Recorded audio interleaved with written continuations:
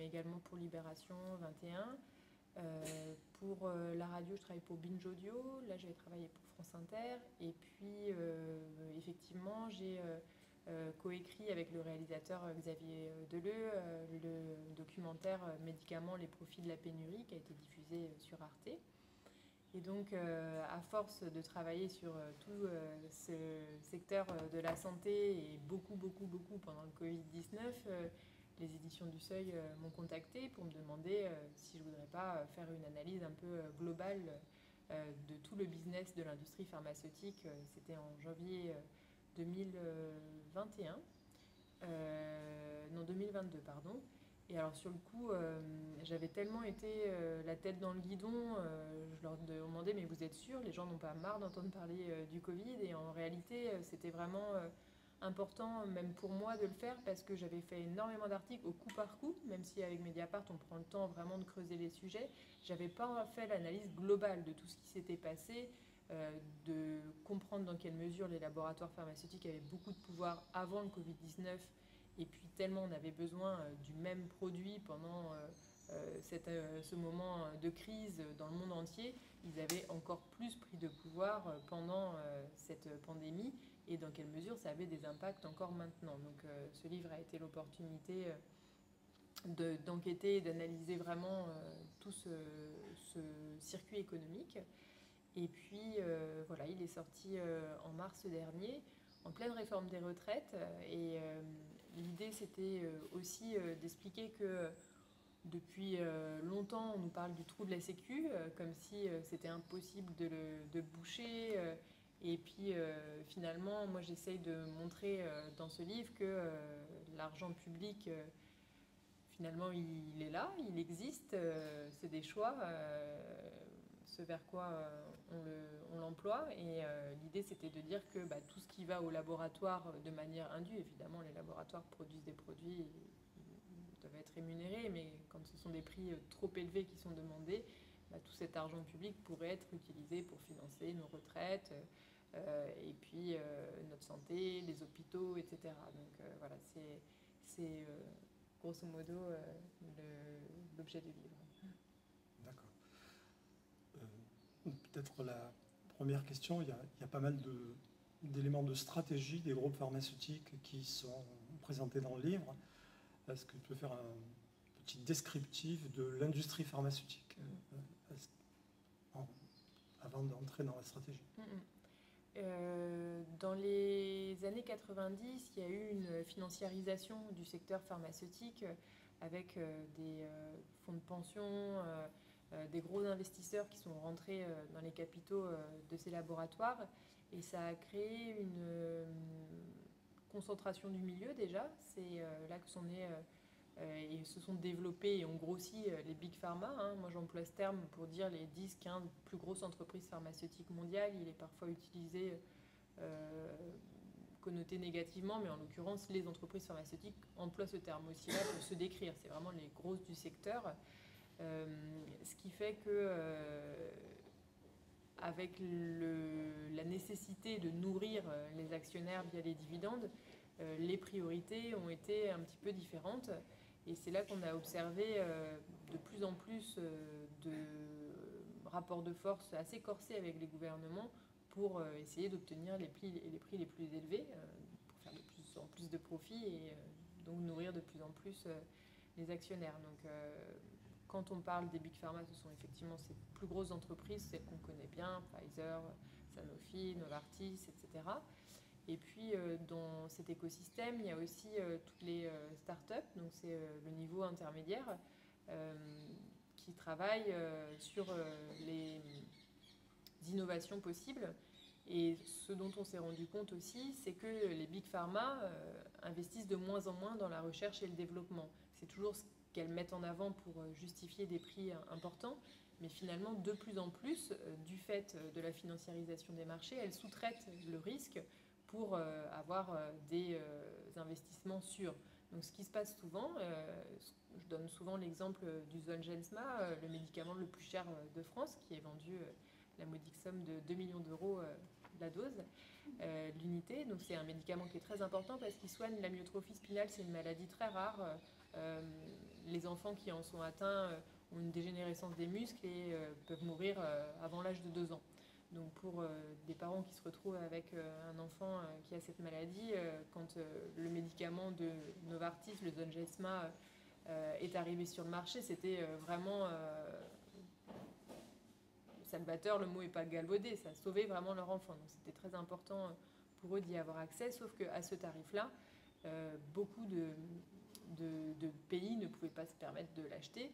En France, on a un système d'accès précoce, on appelle ça. C'est un système pour réussir à avoir les médicaments avant que les négociations de prix aboutissent. Ça permet effectivement de sauver des vies quand les pourparlers financiers sont encore en cours. Donc en France, on avait accès à ce médicament.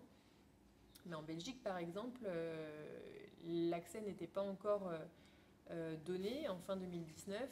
Et le laboratoire suisse Novartis, donc le producteur, a eu la bonne idée d'organiser une loterie pour tirer au sort les bébés qui auraient le droit d'avoir le traitement. Ça a évidemment fait un bad buzz.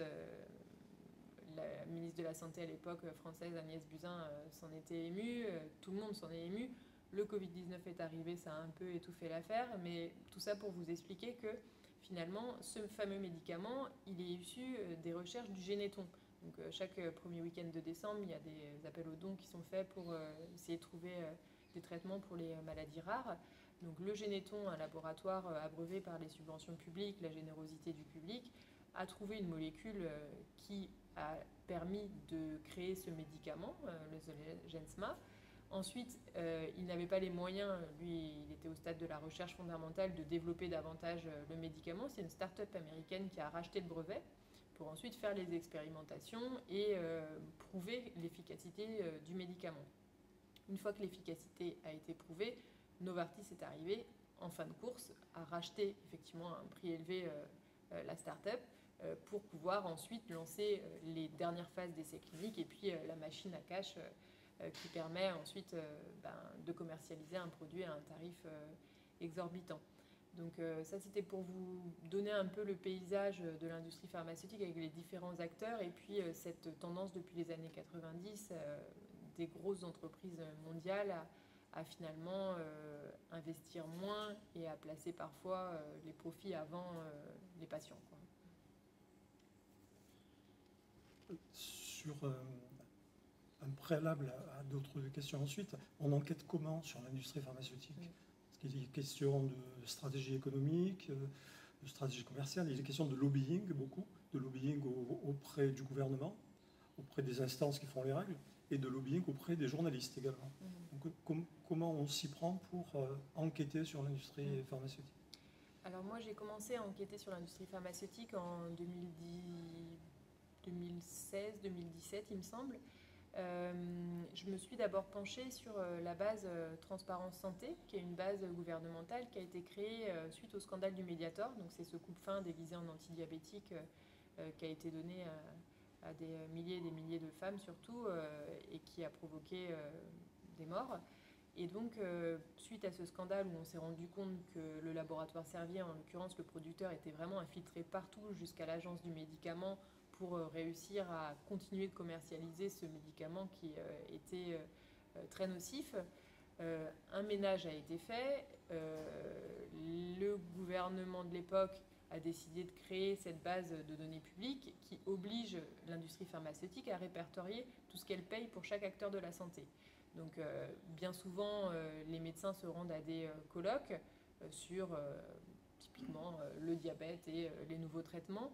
Et sur le programme, finalement, il y a les sponsors du colloque et ce sont les laboratoires pharmaceutiques en fait, qui financent. Souvent, les orateurs sont des leaders d'opinion, donc des praticiens hospitaliers reconnus dans leur domaine. Et l'idée, c'est de travailler avec ces personnes qui diffusent la bonne parole pour leur faire des essais cliniques, des études, etc. et mettre en avant les nouveaux produits. L'idée, c'est que comme ce sont des prescripteurs qui, en plus, ont de l'influence, ça peut aider à faire diffuser commercialement les produits. Alors, le problème, c'est que l'État a totalement désinvesti la formation continue des médecins. Donc, bien souvent, les médecins, s'ils ne participent pas à ces colloques, ne sont pas au courant de ce qui se passe dans leur spécialité. Hein, c'est un fait, vraiment. Il y a un vide qui a été laissé par l'État dans lequel s'est immédiatement engouffrée l'industrie pharmaceutique. Mais toujours est-il que même quand un médecin se rend en tant que public à un colloque, généralement il est invité par le laboratoire, on lui prend en charge son transport, son hébergement, ses repas, etc. Et tout ça, maintenant, l'industrie pharmaceutique doit le répertorier. Alors, pour moi, c'est une mine d'informations parce que à chaque fois que j'interroge des médecins sur mes sujets, je regarde quel lien d'intérêt il a pour savoir comment il se positionne et je l'interroge dessus. Bon, souvent en fin d'interview pour pas qu'il me raccroche au nez parfois. Mais en tout cas, c'est une mine d'or d'informations qui était inexploitable parce que rien n'était fait pour que ce soit facile. Parce que parfois, ça se monte à des centaines de milliers d'euros, ce qu'ont perçu les médecins depuis 2012, depuis que la base a été créée. Et moi, j'étais obligée d'additionner avec ma petite calculette chaque petit déjeuner, chaque chose prise en compte par le laboratoire pour avoir un ordre d'idée global. Donc c'était une action qui avait été mise en place pour montrer qu'on faisait un effort vers la transparence, mais en réalité très difficilement exploitable. Donc je me suis associée à un data scientist, Pierre-Alain Jachier, qui a créé Euros for Docs. Donc c'est un outil qui est inspiré de ce qui avait été fait aux États-Unis, Dollars for Docs. Et ça permet de prendre cette base de données publique, mais de la rendre digeste en fait. C'est un outil qui est bien plus facile d'accès, ce qui fait que moi, quand je tape le nom d'un médecin, j'ai le cumul de tout ce qu'il a reçu de l'industrie pharmaceutique. Je peux savoir qu'est-ce qui est du ressort des invitations à des colloques, mais aussi comment il est rémunéré. Parce qu'il y a des médecins vraiment qui reçoivent tous les mois des rémunérations assez importantes des laboratoires et généralement ceux-là ont moins d'esprit critique vis-à-vis de ces laboratoires. Donc c'est par cette première entrée que je me suis intéressée à ce secteur et je me suis rendu compte que c'était infini parce qu'au-delà des médecins, il y a des associations de patients aussi qui sont financées par l'industrie pharmaceutique.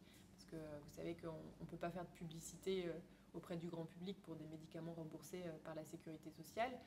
Donc c'est utile pour l'industrie pharmaceutique de se mettre dans la poche des associations de patients qui, par définition, elles, ont besoin de médicaments, et on ne peut pas leur en vouloir, évidemment, pour que ce soit finalement cette voie-là qui appelle à ce qu'on accorde des subventions, à ce qu'on donne des fonds publics pour faire des recherches dans leur domaine, quoi. Donc ça, c'est une façon d'enquêter, c'est de se saisir de données qui sont parfois publiques, mais inexploitables. Donc grâce à cet outil, moi, ça me permet de l'exploiter. C'est la même chose que j'ai fait avec les bases de l'assurance maladie. Donc il y a tout un tas de tableaux Excel disponibles sur le site, mais très difficile d'accès. Donc de la même façon, je me suis aussi associée là à un data journaliste, Alexandre Lichenet, qui m'a produit un petit logiciel pour me permettre d'avoir, quand je tape le nom d'un médicament, de savoir combien l'assurance maladie a dépensé pour ce médicament-là. Comme il y a très peu de transparence sur les prix des médicaments, ça me permet au moins d'avoir le cumul global. Et c'est comme ça que j'ai pu créer ce que j'ai appelé dans le livre le top des médocs.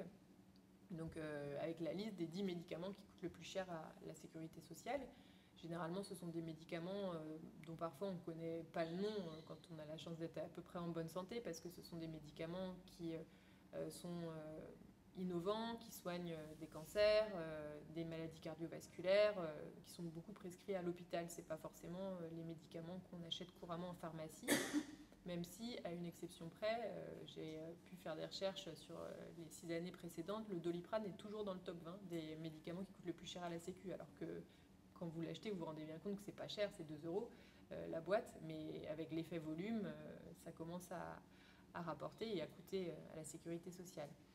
Donc voilà, et ça m'a permis aussi d'établir ce que j'ai appelé le palmarès du grand racket, donc le top 10 des laboratoires qui profitent le plus de l'argent de la sécurité sociale. Ça donne un ordre d'idée. Dans ce palmarès, donc il y a Novartis en premier pour 2021. Novartis, c'est celui qui commercialise notamment le Zolgensma, le médicament le plus cher de France. Et encore, je l'explique dans la méthodologie, ce médicament-là n'est pas intégré dans les données parce que comme c'est un accès prioritaire qui a été donné, c'est pas la même base de données. Mais ça permet de se rendre compte aussi qu'il y a 2 génériqueurs, donc Viatris, anciennement appelé Mylan, et puis Biogaran, qui est la filiale du laboratoire français Servier spécialisé dans les génériques, qui se situe aussi dans ce top 10. Pour se rendre compte que, effectivement, même les médicaments qui paraissent pas chers, les copies des médicaments, les génériques, finalement, pareil, à force, ça coûte aussi à la sécurité sociale.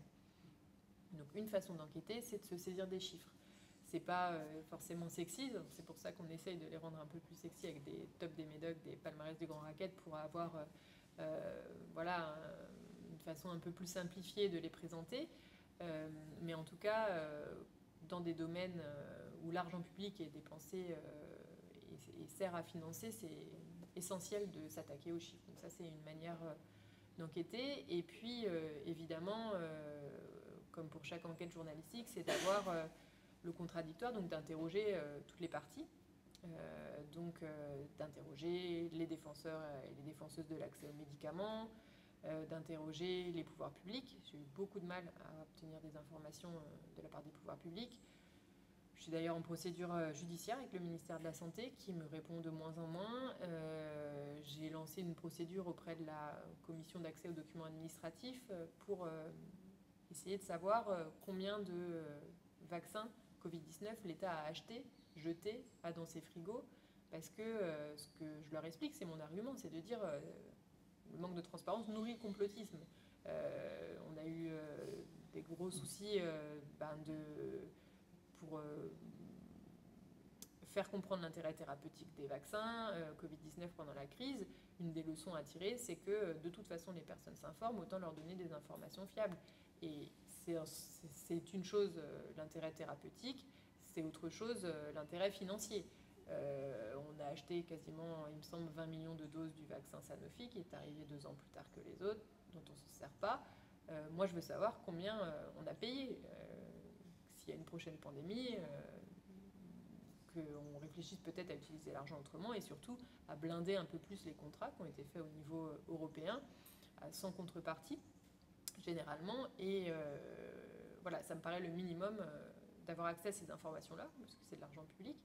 Ça m'a été refusé par le ministère de la Santé. J'ai lancé cette procédure. La commission d'enquête, la commission d'accès aux documents administratifs a donné un avis favorable. J'ai toujours pas réussi à avoir les informations. J'ai dû lancer une procédure auprès du tribunal administratif. Pour l'instant, j'ai toujours pas de réponse. Et je pense pas qu'on soit nombreux, les journalistes d'investigation spécialisés en santé déjà en France, et à avoir ce suivi au long cours et cet acharnement à essayer d'avoir les informations. Donc voilà, on essaie d'avoir des informations comme on peut auprès des pouvoirs publics et puis auprès des laboratoires eux-mêmes qui ne me répondent pas beaucoup non plus. J'ai eu 3 PDG de laboratoires qui m'ont répondu dans le cadre du livre, c'est tout, alors que j'ai demandé des interviews de tout le monde. Le lobby des entreprises du médicament, le LEM, ne me répond pas non plus.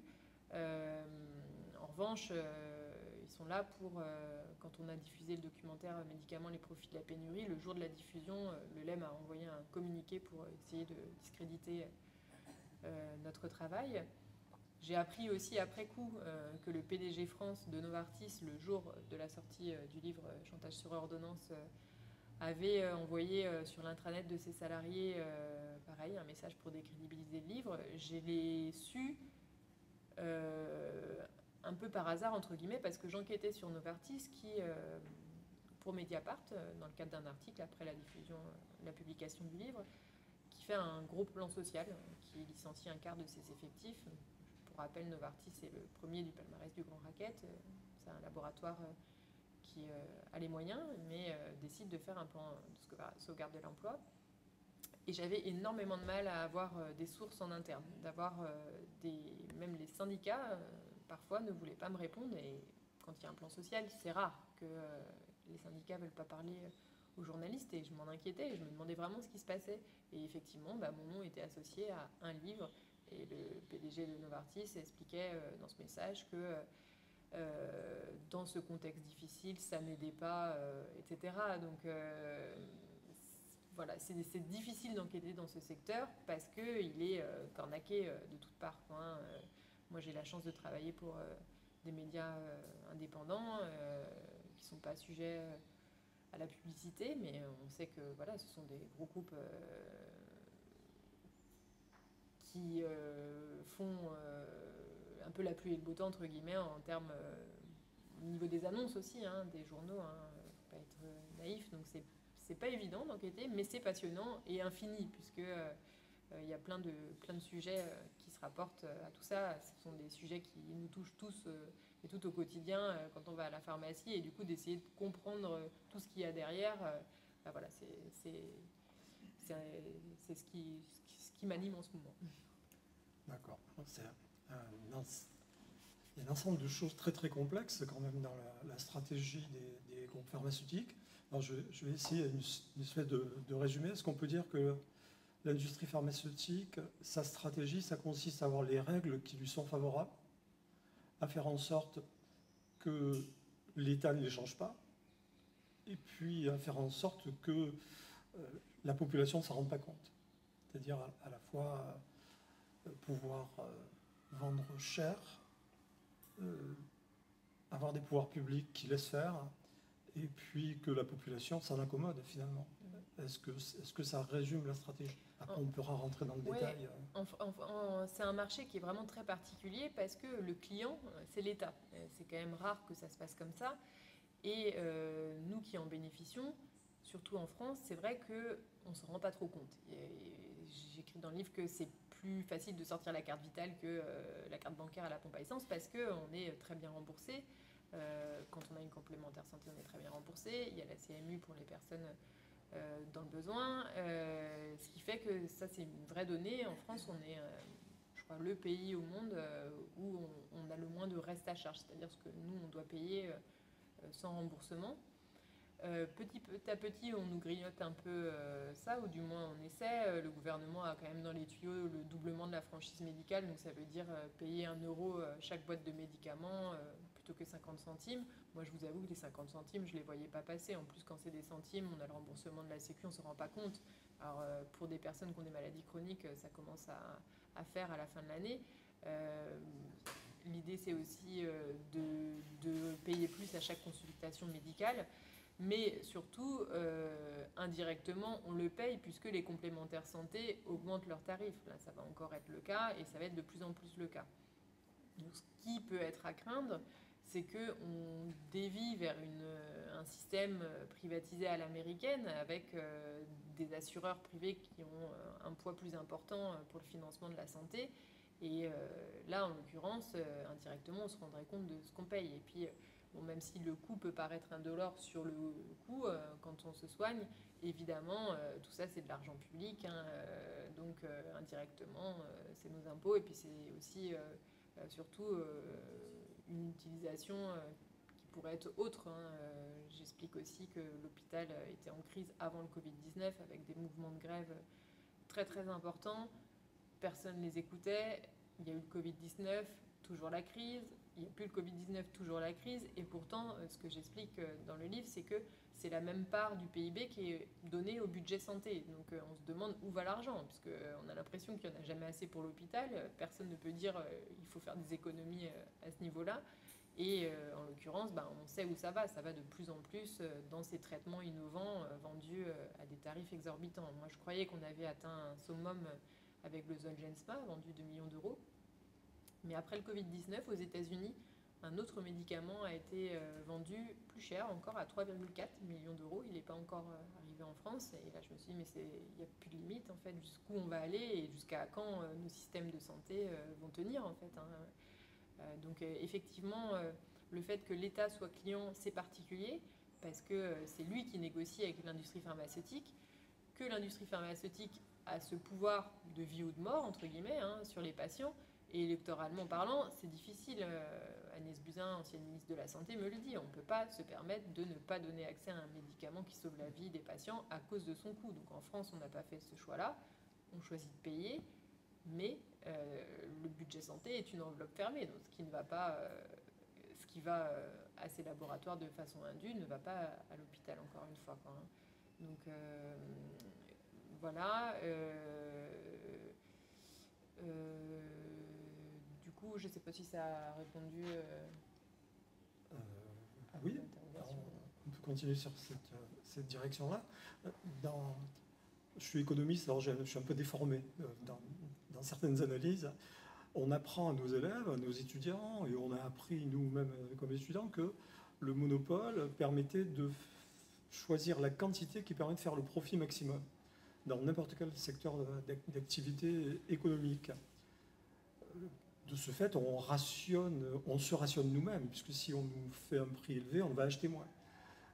En matière pharmaceutique, il n'y a pas de rationnement, ils peuvent mettre le prix qu'ils veulent. Oui, c'est très important. J'oublie parfois de l'expliquer parce que j'ai l'habitude, mais en fait c'est hyper important de parler de monopole parce que dans le secteur pharmaceutique, il y a un droit de la propriété intellectuelle particulier. Donc pendant 20 ans, le laboratoire a le monopole sur son médicament. Il a déposé un brevet, il peut l'exploiter comme il veut pendant 20 ans. Et donc, fixer le prix qu'il veut quasiment, parce que si l'État n'est pas d'accord, comme je vous l'ai expliqué, le rapport de force est tellement favorable à l'industrie pharmaceutique. Voilà. Et les 20 ans passés, la concurrence peut arriver, c'est là que les génériques arrivent, les biosimilaires dans tout ce qui est du secteur des vaccins, etc. Mais effectivement, on a un marché monopolistique pour tous les nouveaux médicaments, parfois même oligopolistique une fois que les brevets sont dans le domaine public. L'insuline, donc, est un médicament vraiment vital pour les personnes diabétiques. Aux États-Unis, où le marché est complètement dérégulé, où ce sont les assureurs privés qui négocient directement avec l'industrie pharmaceutique, ce qui fait que les prix sont extrêmement élevés et que les personnes étant moins bien couvertes doivent payer de leur poche un prix très très important. L'insuline était vendue à un tarif hors de prix parce qu'il y a 3 laboratoires qui se partagent le marché, donc Novo Nordisk, Lilly qui est américain, Novo Nordisk danois et Sanofi. Pourtant, le paradoxe, c'est que la personne qui a découvert que l'insuline pouvait être, c'est une hormone qu'on produit naturellement, mais que en la mettant à part et en faisant un médicament, ça pouvait sauver la vie des personnes diabétiques, a offert pour 1 euro symbolique le brevet de son invention pour que ça profite à l'humanité. Et finalement, ce sont 3 laboratoires qui se mettent sur ce marché-là et qui demandent des tarifs exorbitants.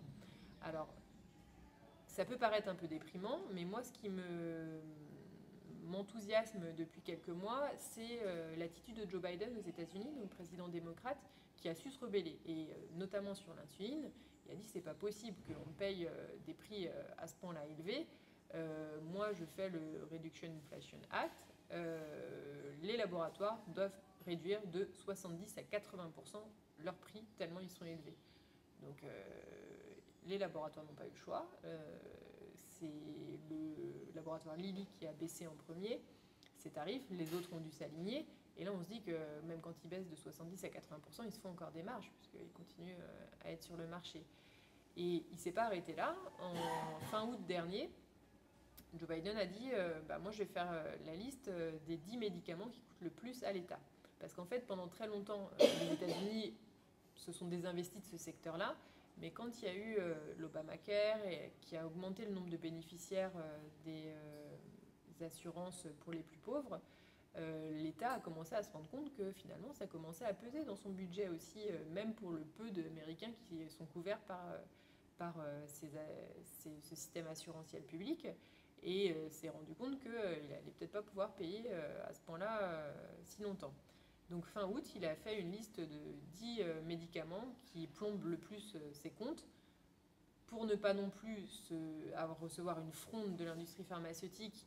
Il a décidé que c'était les médicaments sur le marché depuis au moins 9 ans ou 13 ans selon les médicaments. Donc ce ne sont pas les tout nouveaux. Je vous ai expliqué que le brevet, ça dure 20 ans. Donc ce sont des médicaments pour lesquels les laboratoires se sont déjà fait des marges pendant 9 ans, 13 ans. Il a quand même une fronde. Parmi les laboratoires qui produisaient ces médicaments, il y en a 6 qui attaquent le ministère de la Santé en justice. Ces laboratoires-là vont bien devoir baisser leur prix. Et moi, je trouve que ça donne un peu d'inspiration de se dire que le courage politique, il existe aussi. Et il est possible, même au pays du capitalisme par excellence. Donc, pourquoi est-ce qu'on n'appliquerait pas ces méthodes-là aussi, parfois, contre l'industrie pharmaceutique, quoi. Donc, la garantie de profit, c'est en fait le brevet qui permet d'avoir le monopole. pendant pas mal de temps, donc 20 ans c'est pas mal. La justification des laboratoires, c'est si on n'a pas les profits, pourquoi on ferait de la recherche? Est-ce qu'on peut les coincer sur le côté un peu artificiel de l'argumentation? Oui, oui. Bon, alors oui, ils font de la recherche et du développement. Le lobby des entreprises du médicament, le LEM, explique que c'est 10%, il me semble, du chiffre d'affaires des laboratoires pharmaceutiques qui sont consacrés à la recherche et le développement. Bah, encore heureux qu'ils en font un minimum parce que c'est ce qu'on leur demande, de trouver des traitements.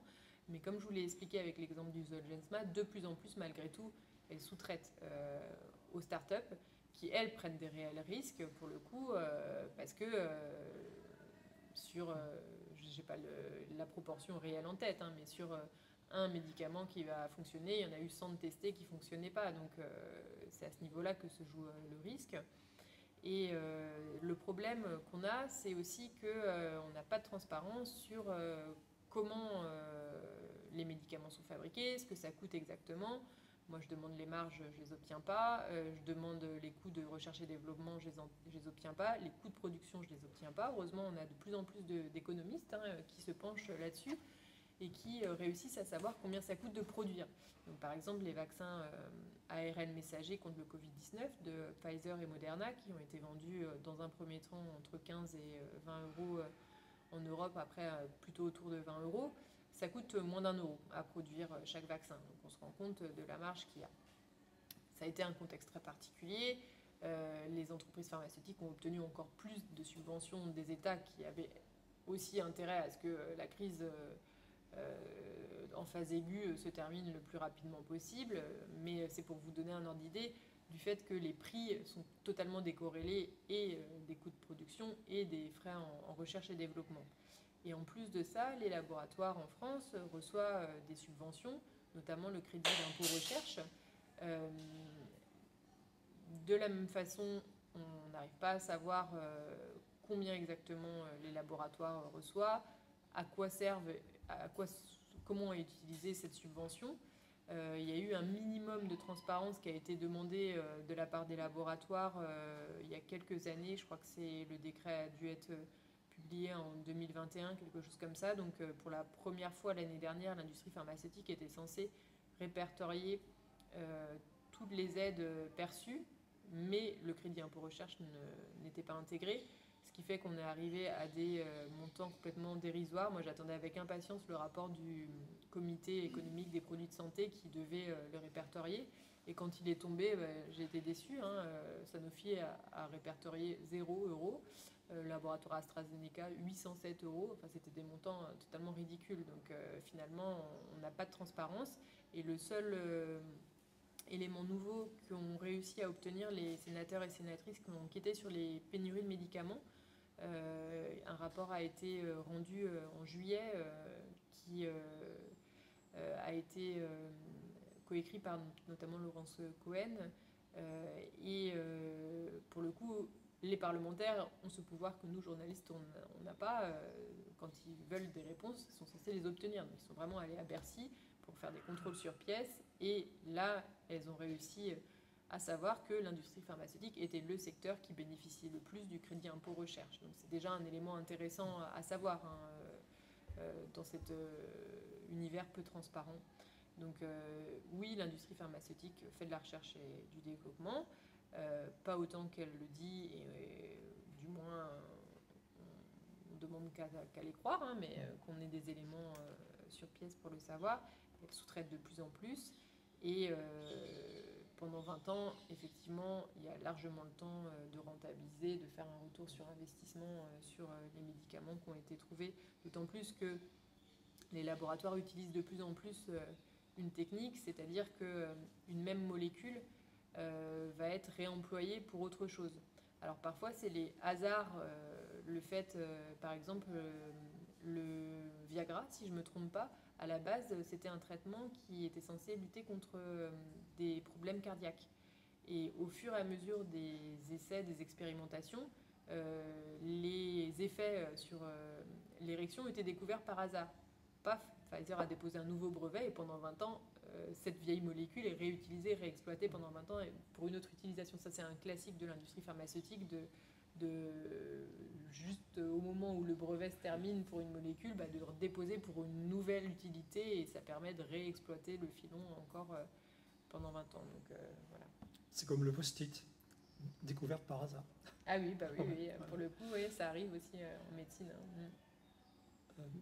On peut peut-être ajouter que la recherche publique donne ses connaissances, elles ne sont pas vendues. Donc il bénéficie d'un gisement de ressources énormes et que le retour pour l'intérêt général n'est pas celui qu'on pourrait attendre. Oui, alors parfois les chercheurs des laboratoires publics déposent des brevets quand même, mais qui sont rachetés.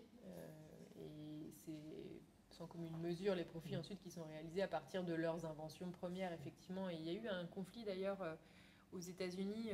J'ai interviewé un des inventeurs du vaccin ARN messager, mais qui est resté dans l'ombre parce qu'en fait il a travaillé au sein du NIH, donc, qui fait partie du ministère de la Santé, avec Moderna. Moderna a eu le nez creux. L'entreprise s'est penchée sur l'ARN messager avant la pandémie. Et puis, quand en janvier 2020, les Chinois ont donné la possibilité de pouvoir créer, coder le virus, entre guillemets, les recherches ont repris de plus belle.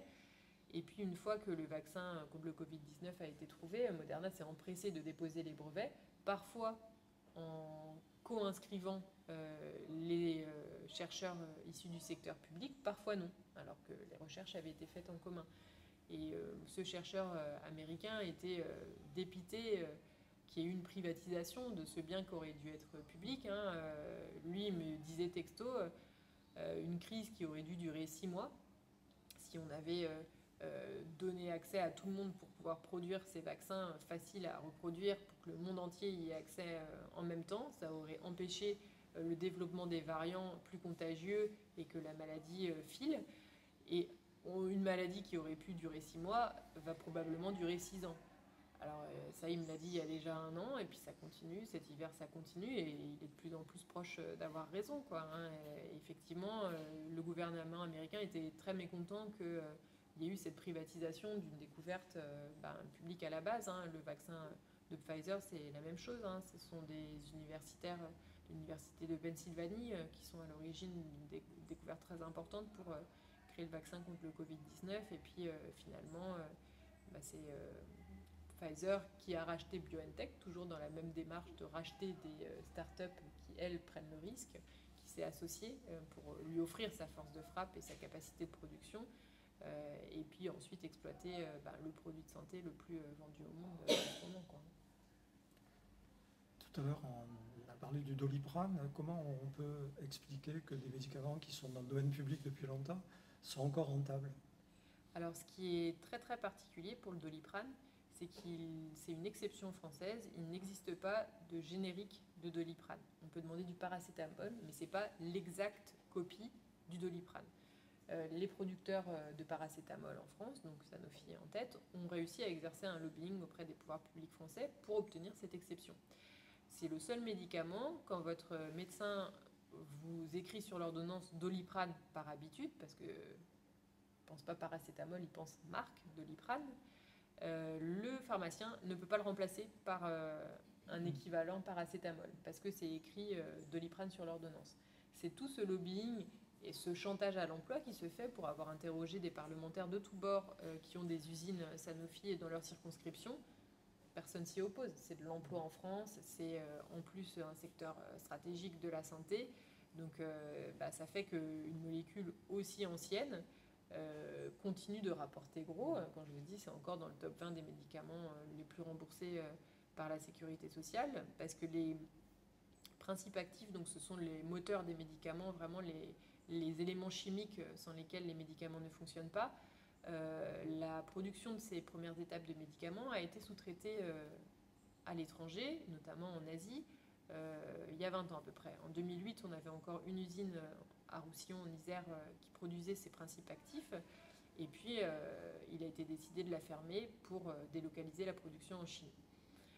La pression mise sur les sous-traitants de l'industrie chimique par les clients, donc Sanofi en l'occurrence, est très importante. l'idée, c'est de faire de la masse, du volume et de réussir à faire de l'argent effectivement sur des boîtes qui sont vendues 2 euros. Donc, la pression est mise pour que ça coûte le moins cher possible. Cette délocalisation de la production des premières étapes de fabrication des médicaments, ça permet de réduire les coûts parce que d'une part, la main-d'œuvre est moins chère, mais surtout, ça coûte beaucoup moins cher de produire à l'étranger et d'exporter la pollution. Parce qu'en France et en Europe, on a des normes environnementales qui ne sont pas les mêmes qu'en Chine, ce qui fait que produire sans polluer coûte beaucoup plus cher. Donc ça a été une stratégie des laboratoires pharmaceutiques de sous-traiter le plus possible pour faire des économies.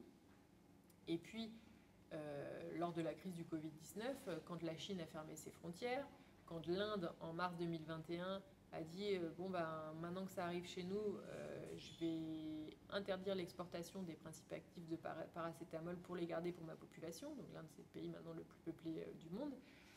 On s'est rendu compte qu'on était complètement démunis, complètement dépendants de pays avec des gouvernements à la tête de ces pays qui peuvent faire peur.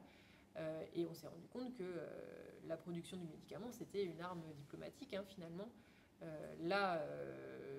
L'industrie pharmaceutique a évidemment réclamé des subventions pour relocaliser sa production. Et c'est vrai qu'avec le recul historique, ça paraît dingue que des industries qui ont fait des économies pendant des années pour produire moins cher reçoivent maintenant de l'argent public pour produire de nouveau sur notre sol. Donc ça va être...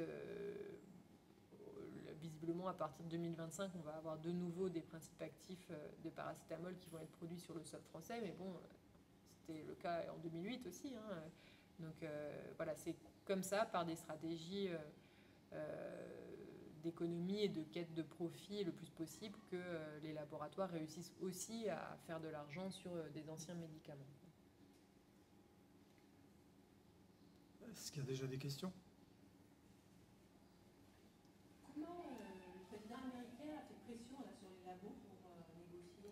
Il l'a mis dans la loi, dans son Reduction Inflation Act. Ouais, c'est possible. Ouais. Et puis là, d'ailleurs, les 6 laboratoires qui l'ont attaqué en justice ont essuyé un premier revers, la justice américaine, parce que leur argumentation, c'est de dire, à cause de ces tarifs injustifiés et trop bas, ça étouffe l'innovation, etc. Et pour l'instant, la justice américaine a dit non. Donc, et ça violerait la Constitution. C'était ce qui était mis en avant. Et la justice a dit non. Est-ce qu'on vous oppose souvent le fait de la loi sur le secret des affaires ? Ouais. Ça, j'ai eu surtout ce souci quand j'ai travaillé sur le lévothyrox, donc le médicament pour les personnes qui ont des soucis de thyroïde.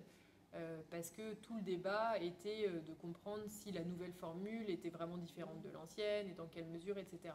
Et à chaque fois, ce qu'on m'opposait, c'était le secret des affaires. Donc, effectivement, oui, on l'oppose souvent. C'est pas normal, c'est triste, mais quand on voit que même le ministère de la Santé n'est pas transparent, il ne faut pas s'étonner que les acteurs publics ne le soient pas non plus, quoi. C'est pas un modèle. Pour revenir à ce qui s'est passé aux États-Unis, je suppose que s'il l'a mis dans une loi, c'est sous une pression quelconque. Donc c'était la pression de la population, c'était... Ouais.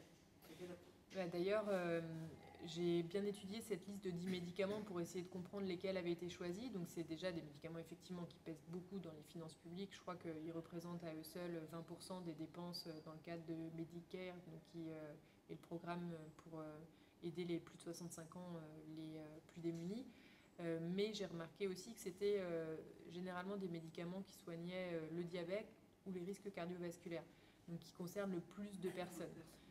Déjà en France, c'est autour les risques cardiovasculaires, je crois que c'est 5 millions de personnes, le diabète 4 millions de personnes, quelque chose comme ça. Aux États-Unis, le diabète est encore plus important, les risques cardiovasculaires encore plus importants.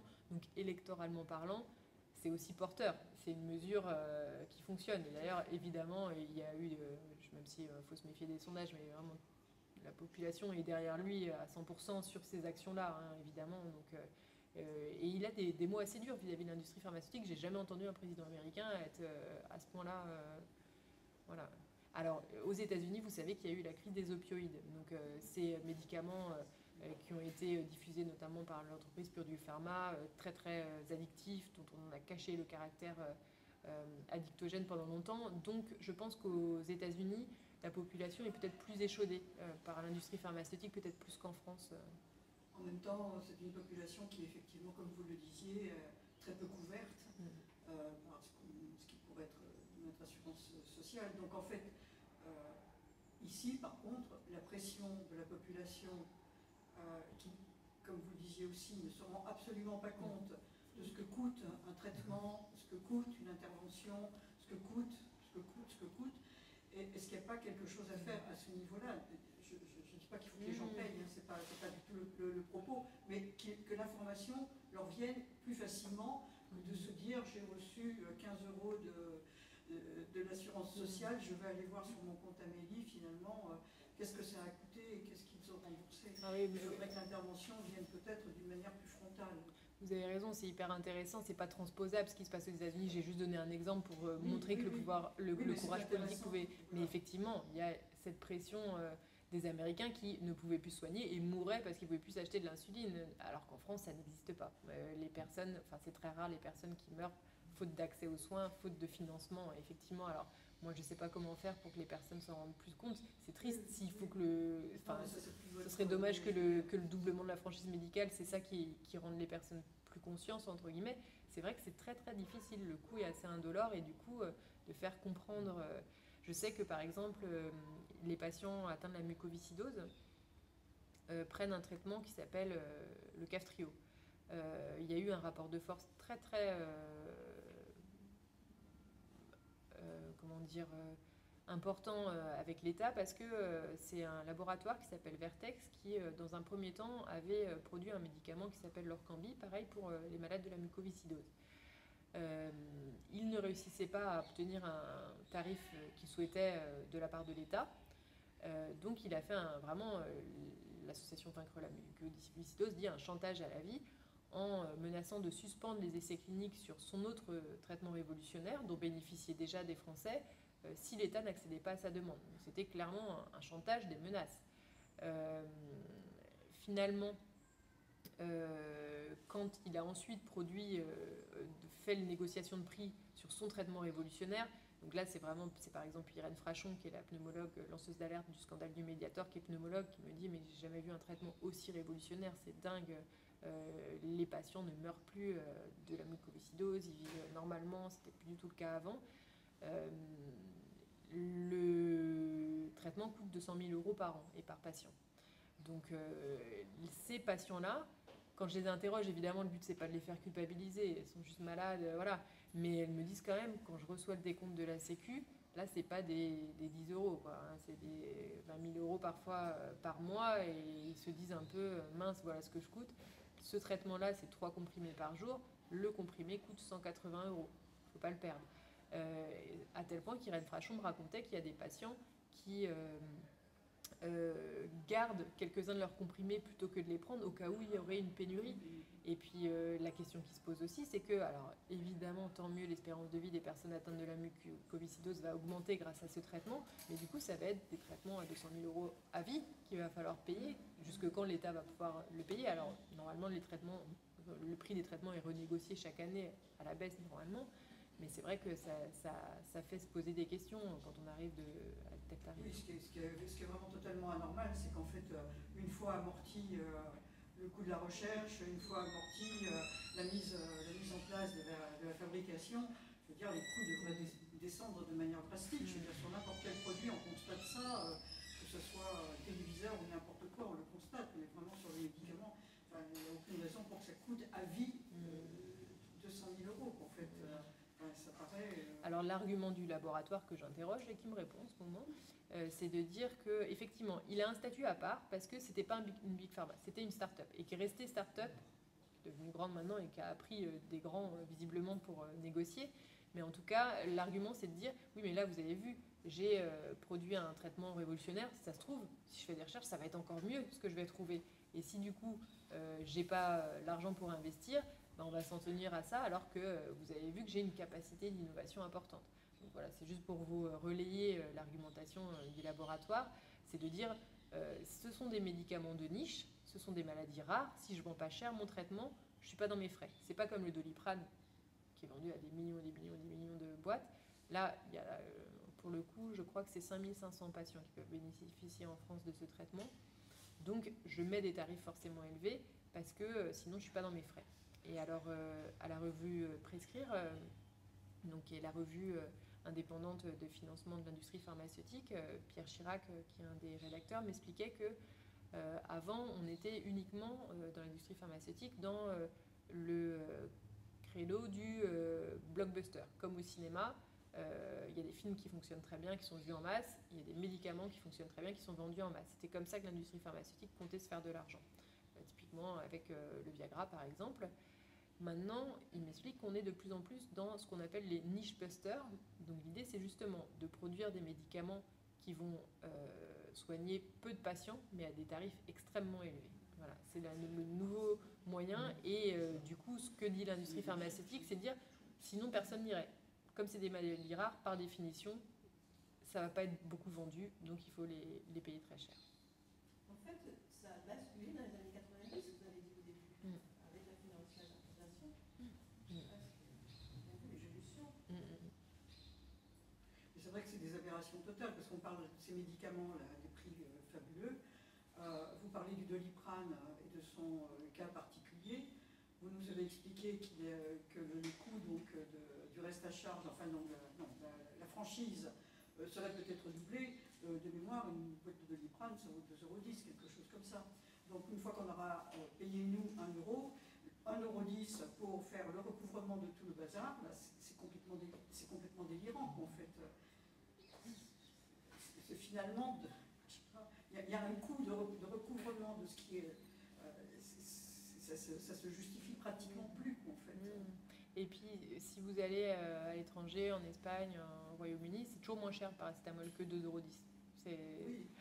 Et en même temps, la boîte de Doliprane, c'est 8 comprimés. Donc en fait, pourquoi pas faire des boîtes un peu plus... Alors ça, oui, c'est effectivement en débat. Donc vous avez vu que le gouvernement veut que les antibiotiques soient vendus à l'unité, voilà. Alors les pharmaciens s'y opposent, ils disent qu'ils ne sont pas formés à découper des boîtes, etc. En l'occurrence, la solution, ce serait surtout de demander à l'industrie pharmaceutique qu'elle s'adapte.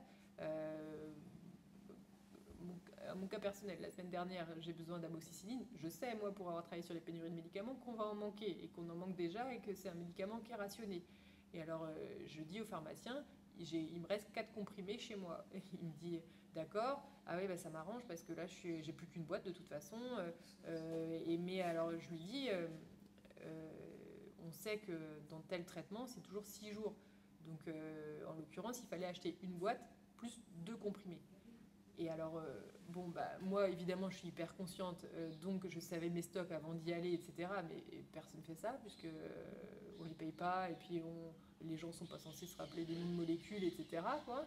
Et du coup, la solution, ce serait évidemment que pour tel mal, l'entreprise pharmaceutique vende le compte pile. Et le pharmacien n'aurait pas de travail supplémentaire, et il y aurait un packaging fait pour tel médicament et pas de gaspillage. Vous savez qu'en plus, les antibiotiques, c'est un sujet très très important parce que plus on les prend et moins bien on les utilise, et plus il y a l'antibiorésistance et plus on va être affecté par des maladies sans que ces médicaments soient efficaces. Donc c'est vraiment un gros souci, la surconsommation et le gaspillage, etc. Donc voilà, il y a des solutions qui sont possibles et qui seraient plus intéressantes à appliquer en amont, en fait, via les producteurs. Et aussi l'exemple de tout ce qui se passe en HAD, hein, donc sur généralement des personnes qui ont des maladies qui sont relativement graves, dont les traitements ont tendance à fluctuer et changent. Et une fois qu'on fait un traitement, on livre un mois de traitement, il sera remis en cause peut-être la semaine d'après, et c'est pas grave, ça reste là, quoi, en fait. C'est assez impressionnant. Mais il faudrait que l'opinion publique puisse bouger un peu là-dessus. Oui, et bon, c'est vrai que je pense que vous n'êtes pas la première à vous poser la question. Il y a toutes les associations qui luttent pour l'accès aux médicaments. qui elles se rendent bien compte que le fait que nous on accepte des tarifs élevés, ça fait que du coup les pays pauvres qui eux n'ont pas le même système de protection sociale n'ont pas accès aux médicaments, qu'il y a des grosses répercussions et que là l'accès aux médicaments il est réellement mis à mal. Donc elles réfléchissent aussi à créer des campagnes de sensibilisation. C'est une réflexion qu'il faut avoir. Vous avez entrevu une solution, ou enfin une solution, un début de quelque chose? Non, alors moi, mon rôle, c'est pas de donner les solutions. Et c'est vrai que je m'interroge comme vous. Je me demande comment alerter plus l'opinion publique. Alors on essaye, mais c'est vrai que c'est pas évident. C'est pas évident de sensibiliser. Vital, en fait. C'est aussi vital que l'électricité, l'eau.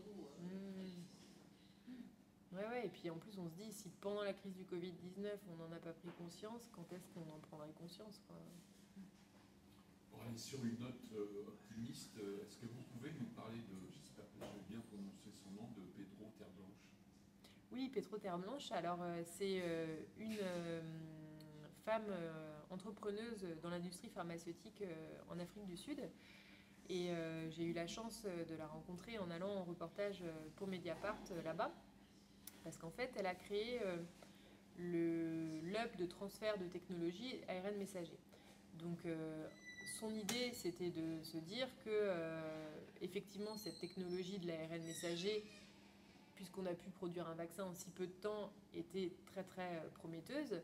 Et que, au-delà du Covid-19, ça allait pouvoir peut-être soigner, qui sait, le sida, la tuberculose, en l'occurrence les maladies qui inquiètent bien plus l'Afrique du Sud et beaucoup de pays africains que le Covid-19, compte tenu de la population, une population beaucoup plus jeune que chez nous, etc.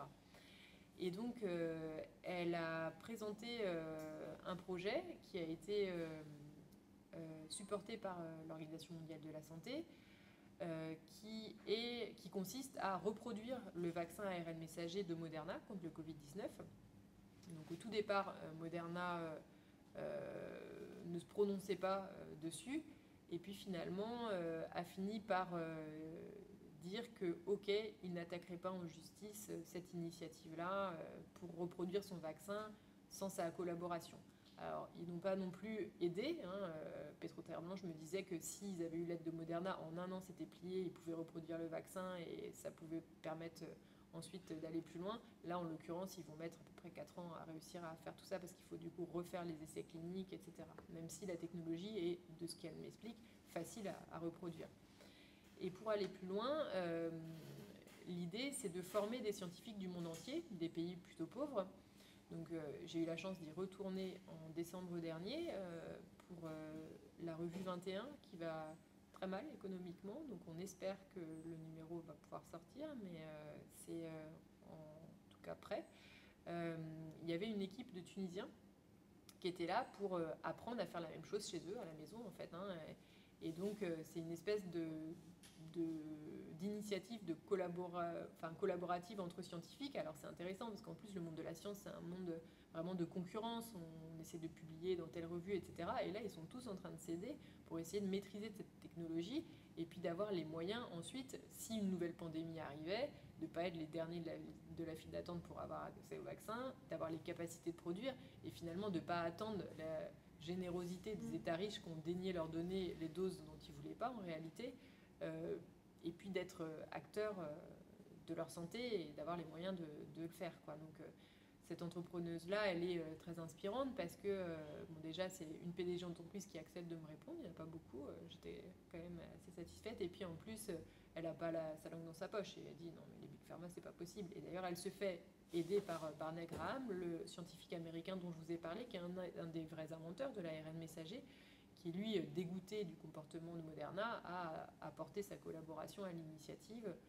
pour essayer que ça aille un petit peu plus vite et que le projet entre sur les rails. Donc c'est pour vous dire que effectivement l'innovation elle est partout et si elle est partagée, voilà, elle peut être plus équitable. Donc c'est vrai que j'en parle à la fin de mon livre pour essayer de terminer sur une partie un peu plus positive, solution, initiative à reproduire, parce que il y en a peu quand même dans le domaine. Donc voilà, en tout cas celle-là existe. Alors pour vous donner un petit peu l'historique, l'Afrique du Sud, est un pays très important en termes de combat contre l'industrie pharmaceutique, parce que le premier à s'y être attaqué, c'est Nelson Mandela, qui, quand il est arrivé au pouvoir, s'est rendu compte que l'Afrique du Sud était le pays où il y avait le plus de personnes infectées par le VIH, mais n'avait pas les moyens de s'acheter les médicaments, qui coûtaient extrêmement cher. Donc il a créé une loi pour faciliter l'accès aux médicaments génériques, et là il s'est retrouvé avec 42 laboratoires les plus puissants du monde qui l'ont attaqué en justice pour avoir créé cette loi. Évidemment, ce n'était pas l'idée du siècle d'attaquer le prix Nobel de la paix, donc il y a eu vraiment une mobilisation forte de la société civile dans le monde entier. Les laboratoires ont retiré leur plainte. Donc, première victoire, et de ce que me disait Petro Terre Blanche notamment, c'est inspirant pour la suite aussi. Un pays a pu se rebeller, donc c'est possible de le refaire, quoi. Ça, c'est vraiment la pression de la société civile associée au pouvoir public, encore une fois, qui a permis que le combat soit victorieux, quoi.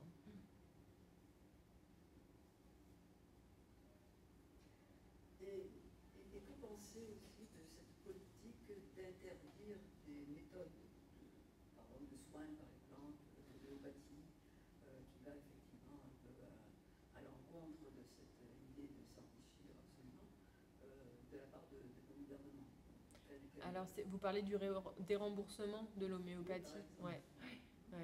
En l'occurrence, les gouvernements s'appuient sur les autorités sanitaires, donc la Haute Autorité de Santé, qui, pour chaque médicament, explique quel est l'intérêt thérapeutique, etc.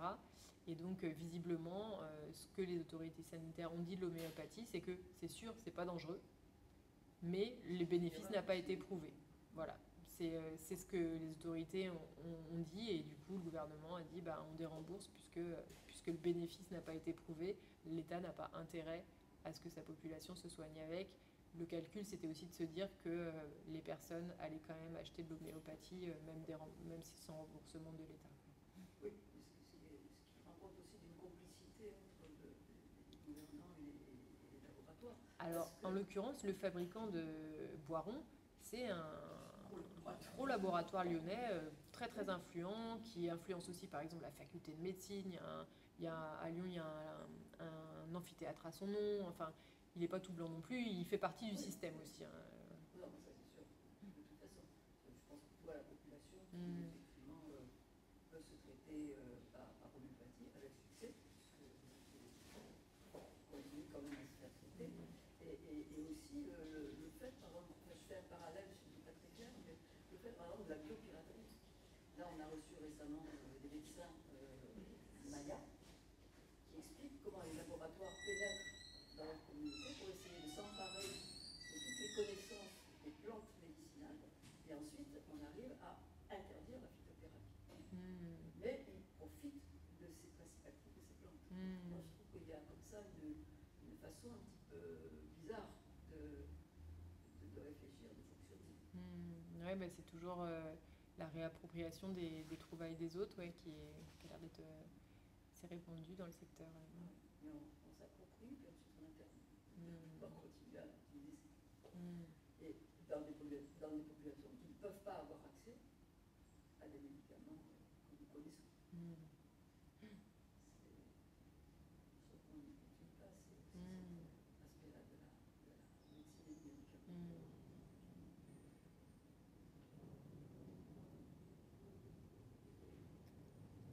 On peut parler un peu de l'État, du rôle de l'État.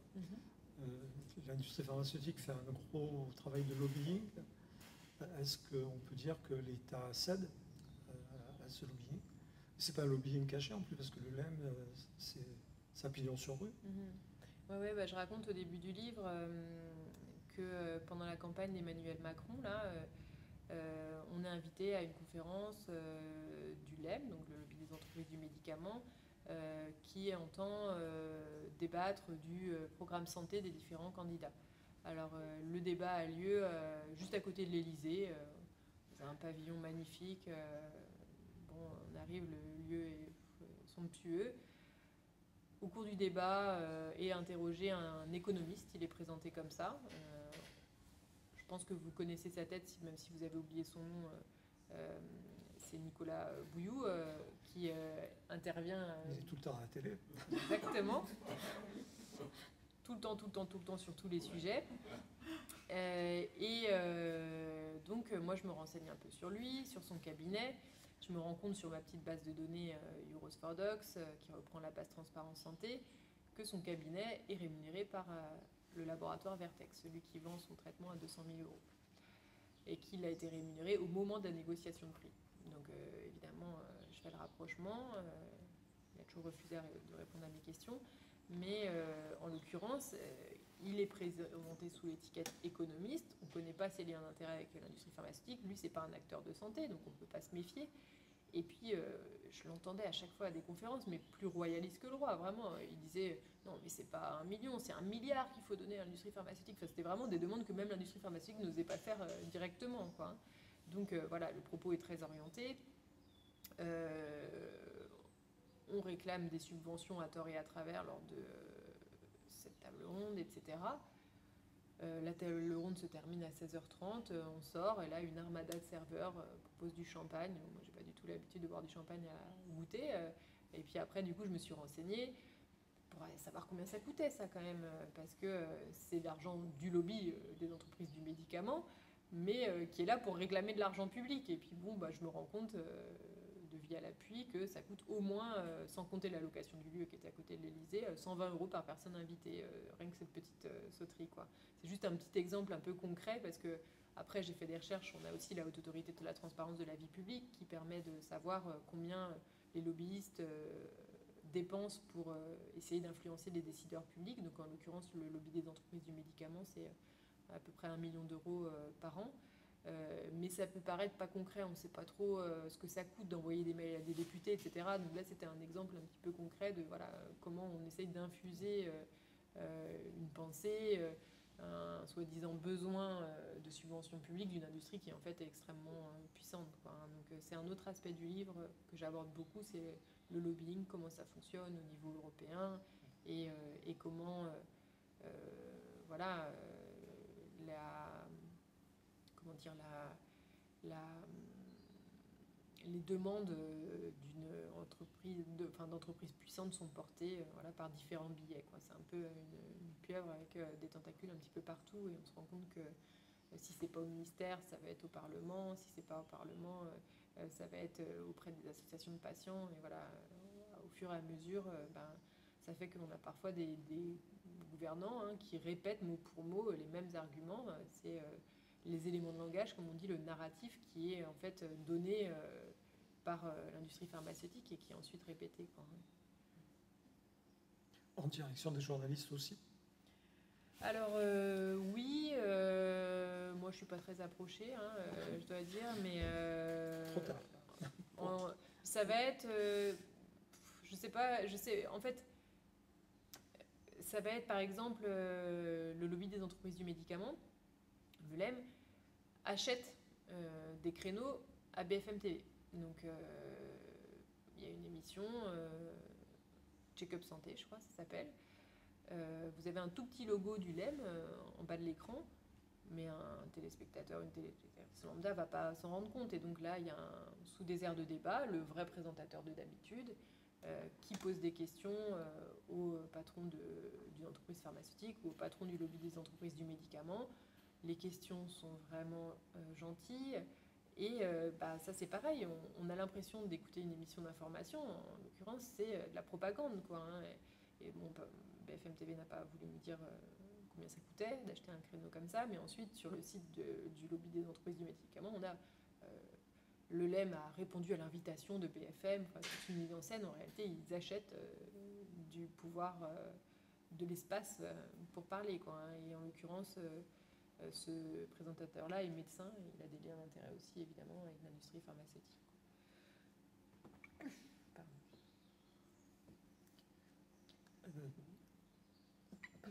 Pas de questions?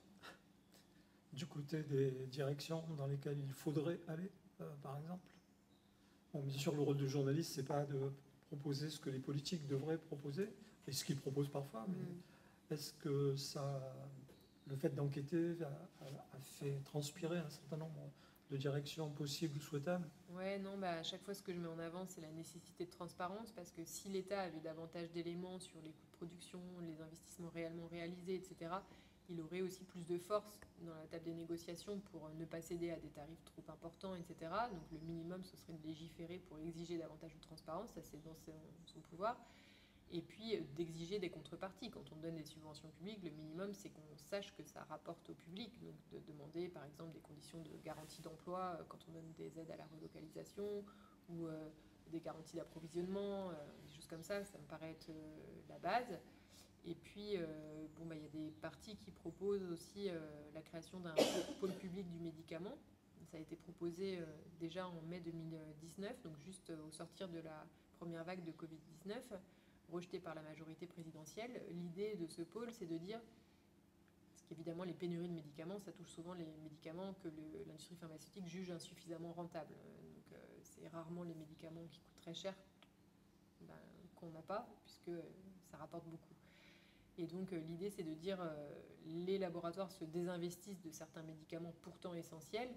Ok, dans ces cas-là, que le public prenne le relais. Ça lui coûterait finalement moins cher de le produire lui-même que de continuer d'abreuver des laboratoires qui finalement choisissent ou pas de produire les médicaments. On est totalement dépendant d'entreprises qui elles-mêmes fonctionnent en réponse à ce que exigent les actionnaires, qui sont par définition pas garants que l'intérêt public soit prioritaire. Et donc voilà, ça c'est une des propositions qui va sûrement être soumise de nouveau. Il y a également des associations d'accès aux médicaments comme Médecins du Monde qui utilisent, Olivier Maguet notamment dont on parlait, de Médecins du Monde, la technique d'Erin Brockovich comme il l'appelle. Donc c'est cette américaine qui était un peu toute seule face à des lobbies aux États-Unis. Et en fait l'idée c'est d'utiliser la justice. Alors évidemment, avec les moyens d'une ONG, c'est pas la même chose que les moyens qu'ont les entreprises pharmaceutiques en face, mais ils essayent quand même. Et l'idée, c'est de, puisque le droit des brevets existe, ce qui donne 20 ans de monopole aux industries pharmaceutiques, c'est de l'utiliser et de prouver que bien souvent, l'industrie pharmaceutique n'a rien inventé, justement. Elle a utilisé des inventions existantes pour déposer des brevets et ensuite exploiter commercialement. Donc leur technique à Médecins du Monde, c'est d'essayer d'attaquer parfois les laboratoires pour manque d'inventivité des brevets, pour dire que leur brevet déposé est illégal finalement, qu'ils ne devraient pas bénéficier de ce monopole parce qu'en réalité, ils n'ont rien inventé. Donc ça, ce sont des armes qui sont à la possession des ONG et qu'on peut utiliser. Il y a également la licence d'office qui est en fait un outil qui a été créé, il me semble que c'est De Gaulle à la base, et qui n'a jamais été utilisé, qui existe en France, qui permettrait, pour un médicament qui est encore sous brevet, si le gouvernement estime qu'il n'est pas rendu suffisamment accessible ou vendu trop cher par exemple, de s'approprier le brevet pour le produire lui-même. Donc ça, c'est un droit qui est en notre possession mais qui n'a jamais été utilisé. Donc c'est toujours les principes de rétorsion qui font peur. Mais il faut être conscient que le marché français, on est quand même un marché très important parce que infini, justement parce qu'on est bien, on a une bonne protection sociale. On est un marché qui intéresse l'industrie pharmaceutique parce que tout le monde est couvert. C'est pas comme aux États-Unis où on peut vendre à tel pourcentage de la population qui est capable d'acheter les médicaments. En France, tout le monde peut. Donc il ne faut pas sous-estimer la capacité de négociation de l'État et puis qu'il se donne les moyens d'avoir plus d'arguments pour peser face à l'industrie pharmaceutique. C'est ce qui me paraît être la base, quoi. Les États-Unis l'avaient fait, je crois, pour l'anthrax. Alors, exact, oui. Il me semble qu'à ce moment-là, ça a été utilisé. Ouais. Ils avaient mis dans la loi, ils avaient récupéré le brevet quand il y avait le terrorisme. Ouais. Et justement, pour avoir les doses d'anthrax, ils avaient mis la licence comme un truc. Ouais. En fait, c'est juste une volonté politique. Ouais, exactement, encore une fois.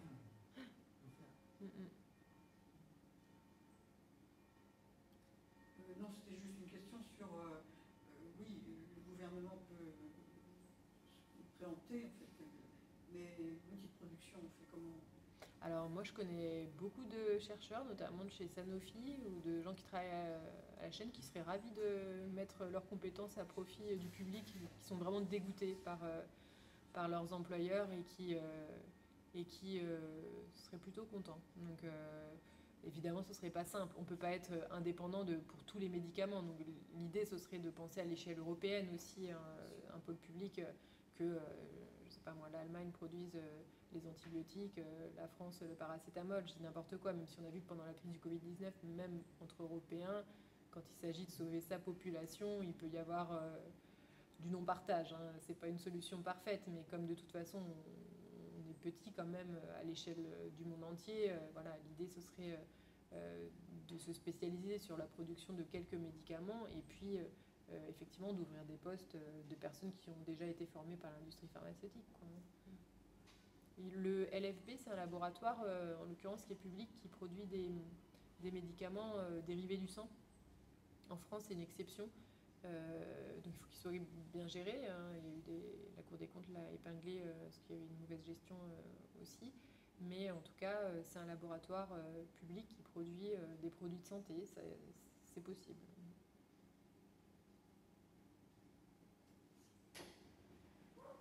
On peut imaginer que la sécurité sociale mette son nez dans et un pouvoir de négociation sur les prix qui sont pratiqués. Alors, c'est déjà le ministère de la Santé et le ministère de l'Économie qui financent. La Sécurité sociale rend à chaque mois de juillet un rapport, c'est ses propositions de maîtrise des dépenses. Moi, je le regarde chaque année parce qu'il est fourni, fouillé, et que c'est censé nourrir les débats du projet de loi de financement de la Sécurité sociale qui ont lieu en ce moment au Parlement. Donc, la Sécurité sociale est très consciente des médicaments qui coûtent plus cher et ceux sur lesquels il faut faire attention. Donc effectivement, elle peut donner en tout cas des arguments aux négociateurs du ministère de la Santé et du ministère de l'Économie qui se trouvent face... Mais elle n'a pas la main dessus. Non, c'est une délégation du ministère de la Santé et du ministère de l'Économie. Je pose la question parce qu'on va entreprendre un cycle sur la sécurité sociale auprès des usagers de la population. Et une des questions qui est posée, c'est celle de la réappropriation de la sécurité sociale par les salariés. Se réapproprier la sécurité sociale, c'est peut-être aussi discuter de ça, discuter du niveau élevé des prix de certains produits qui sont autant de ponction sur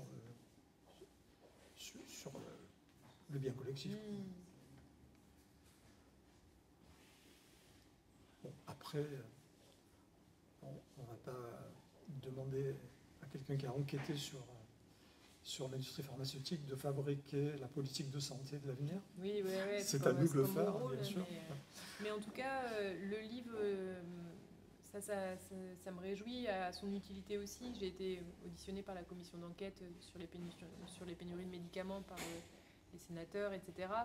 Moi, évidemment, mon rôle, c'est pas de faire de la politique, mais de donner la matière pour que les politiques publiques puissent être orientées en fonction...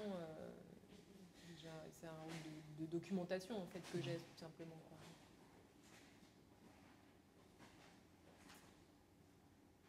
Y a-t-il d'autres questions? En tout cas, merci. Vos questions étaient vraiment pertinentes. Ça me permet moi aussi de réfléchir à ce sur quoi je travaille tous les jours. Il y a des choses qui me paraissent évidentes et qui ne sont pas forcément. Et le fait d'avoir des questions intéressantes comme ça aussi. Je crois qu'on pourrait parler toute la nuit sur ce sujet. Merci beaucoup en tout cas. Avant de se faire vacciner, on peut parler beaucoup.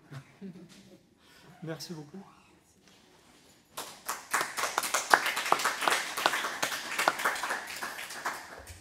Je peux annoncer que les